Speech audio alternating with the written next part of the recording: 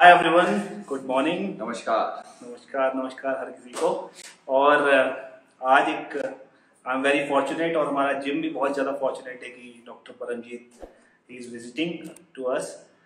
और थोड़ा सा मैं डॉक्टर परमजीत के बारे में बताना चाहूँगा कि डॉक्टर परमजीत एक कंसल्टेंट फिजिशियन है, कंसल्टेंट कार्डियोलॉजिस्ट हैं Yashoda hospital Ghaziabad, Indirapuram Ghaziabad. And doctor साहब का उसके साथ साथ एक यूट्यूब पे बहुत ज़्यादा ह्यूज फैन फॉलोइंग है और इनके कुछ चैनल्स रन करते हैं डॉक्टर्स एजुकेशन के नाम से, हिंदी इंग्लिश बोथ। और उसमें एक फिटनेस की कैटेगरी अलग है, एक जनरल जो मेडिकल इन्फॉर्मेशन होती है उसकी कैटेगरी अलग है। तो बहुत सारे मतलब वहाँ पे थाउजेंड्स ऑफ वीडियोस अपलोड करेंगे और मैंने पर्सनली बहुत चीज़ें सीखी हैं। तो आज डॉक्टर साहब ने हमको ज्वाइन करा तो मैंने सोचा कि अपॉर्चुनिटी को मिस नहीं करूँगा बिल्कुल भी। एक कॉमन सा क्वेश्चन जो जिम में बेसिकली मेरे क्लाइंट जो मुझसे पूछते हैं और मेरे कुछ ऐसे मेडिकल वाले कह सकता हूँ मैं कि कुछ क्लाइंट्स को यूरिक एसिड का इश्यू है। इश्यू भी क्या है कि मतलब जो ब्लड रिपोर्ट होता है उसमें उनको लगता है कि थोड़ा ज़्यादा आ रहा है क्योंकि ब्लड रिपोर्ट दिखाता है ज़्यादा आ गया है, बट उनको सिम्टम्स कुछ नहीं आ रहे होते, ऐसे कि कोई जॉइंट पेन हो कुछ ऐसा हो, और वो लोग प्रोटीन को एकदम छोड़ देते हैं। वो बहुत गलत है। देखो, यूरिक एसिड प्रोटीन अकेले से नहीं होता। सबसे बड़ा वो यूरिक एसिड प्रोटीन के एक पर्टिकुलर प्यूरिन अमाइनो एसिड से होता है। सो अगर आप बहुत ज्यादा मात्रा में प्रोटीन लेते हैं तो ज्यादा मात्रा में आपके शरीर में प्यूरिन भी जाएगा, बट इननेटली आपकी बॉडी में उसको मेटाबोलाइज करने की कैपेसिटी होती है। कुछ ऐसी चीजें होती हैं, कुछ दवा होती है, और सबसे बड़ी चीज होती है बियर। बियर और दारू, अल्कोहल में बियर सबसे ज्यादा। तो बियर पीने वाले लोगों में यूरिक एसिड का मेटाबॉलिज्म में इशू आ जाता है और यूरिक एसिड सही से पूरी तरह से मेटाबोलाइज नहीं हो पाता। तो यूरिक एसिड की मात्रा थोड़ी बढ़ सकती, बट वो भी कोई प्रॉब्लमेटिक नहीं है। टेक्निकली यूरिक एसिड हल्का सा बढ़ जाना हमेशा ही वो कोई जॉइंट पेन या आर्थराइटिस या गाउट जैसी प्रॉब्लम करेगा जरूरी नहीं। कुछ लोगों में यूरिक एसिड बढ़ के उनके जॉइंट में डिपॉजिट हो सकता है, जॉइंट पेन कर सकता है, इन्फ्लेमेशन कर सकता है। ऐसे लोगों में फिर टारगेट होता है कि प्यूरिन का जो इंटेक है वो कम करें। जनरल पॉपुलेशन को उसका टेंशन लेने की जरूरत नहीं है। अगर आपका यूरिक एसिड हाई आ रहा है तो प्रोटीन कम करने से पहले पानी बढ़ाओ और ड्रिंकिंग बंद करो और प्यूरिन्स कम करो। प्रोटीन नहीं, प्यूरिन को कम करें। प्यूरिन कम करना है। हाँ जी।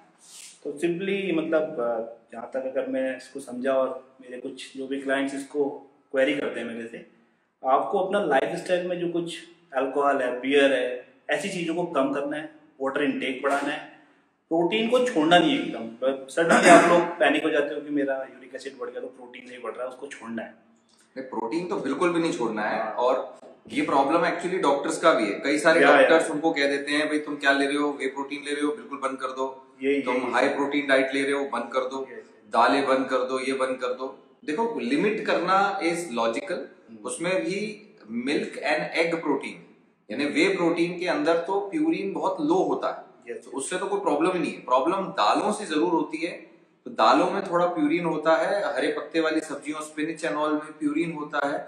तो प्यूरिन रिच फूड और कुछ टाइप के फिशेज में होता है, और बीफ जैसी चीजें अगर मटन रेड मीट खाते हैं उसमें होता है। तो उन चीजों को आप कम करेंगे तो आपका प्यूरिन या आपका यूरिक एसिड कम हो जाएगा। सिंपली अपने वे प्रोटीन आप ले सकते हैं और डेयरी प्रोडक्ट आप ले सकते हैं। तो कोई दिक्कत नहीं। आई मीन कि कुछ फिश वगैरह, सी फूड, रेड मीट वगैरह अवॉइड करना चाहिए, दालें थोड़ी कम कर दी। अच्छा सर, एक यूरिक एसिड का एक क्वेश्चन और था। One of my client he is also a doctor, surgeon, तो वो ट्रेनिंग कर रहे हैं मेरे साथ। तो उन्होंने जब अपना ब्लड रिपोर्ट कराया तो उनका भी यूरिक एसिड ज़्यादा आया, थोड़ी बॉडी में इन्फ्लेमेशन ज़्यादा आया। तो ही वॉज थिंकिंग कि कहीं मैं ट्रेनिंग कर रहा हूँ, वेट ट्रेनिंग कर रहा हूँ, मेरे मसल ब्रेक डाउन हो रहे हैं, तो ये एक रीज़न तो नहीं है कि मेरी बॉडी में यूरिक एसिड बढ़ गया है। क्योंकि इन्फ्लेमेशन बढ़ा तो वो बोलते ठीक है मेरा मसल ब्रेक डाउन हुआ, लोकलाइज इन्फ्लेमेशन हो रहा है, वो आ रहा है। बट अगर ये भी कोई रीज़न हो सकता है क्या यूरिक एसिड बढ़ने? देखो, इमीडिएटली डे आफ्टर एक्सरसाइज, क्योंकि इन्फ्लेमेशन के कुछ मार्कर्स होते हैं बॉडी में, ESR और CRP। तो CRP तो कुछ घंटों के लिए बढ़ता है।